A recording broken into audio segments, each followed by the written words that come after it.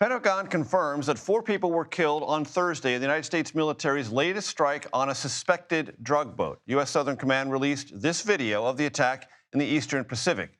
This was the first known strike since November 15th, bringing the death toll to at least 87. CBS News senior national security correspondent Charlie D'Agata joins me here now. Charlie, what else do we know? Well, we know that this is the first strike that we've seen in 3 weeks, and that's notable because when Operation Southern Spear first began, September 2nd, there was a rate where we were seeing them most in the Caribbean, one every couple of days. So it raises a curiosity as to why this has happened now. Again, pointing out that it happened in the Eastern Pacific for narco-terrorists. Once again, no evidence given on what was on those boats, what was on that boat, who was on that boat, where it was headed. And for the audience's benefit, Charlie, how are these being conducted? Is this drone? Or is this some other kind of aerial asset? Okay, it's a very good question. I just came back from Puerto Rico, from that region, okay? So I saw Reaper drones, and they're armed with Hellfire missiles.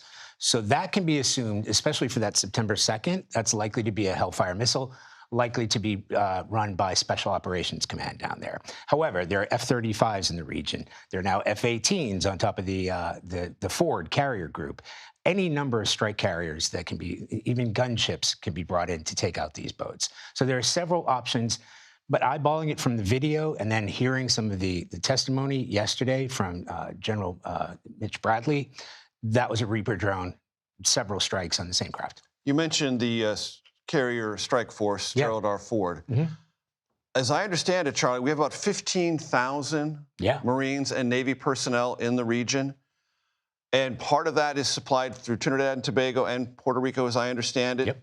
The duration of that, 4 to 6 months max? Well, so in Puerto Rico itself, it has essentially become a forward operating base. I saw it for myself. They are fortifying the area, the F-35s that are taking off.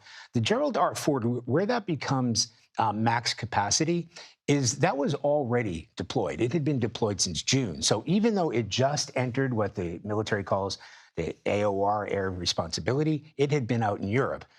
And that kind of max capacity, you are looking at 6, 7 months. And I'll tell you, Major, there'll be a lot of sailors on board that want to be home for Christmas. So it's not entirely unlimited, but you would have to see an extension. That's going to happen within the next couple of weeks if that's ordered. Something to watch for about what future intentions in that region very well might be. Charlie D'Agata, as always, a pleasure, sir. Thank you. Thanks, Major.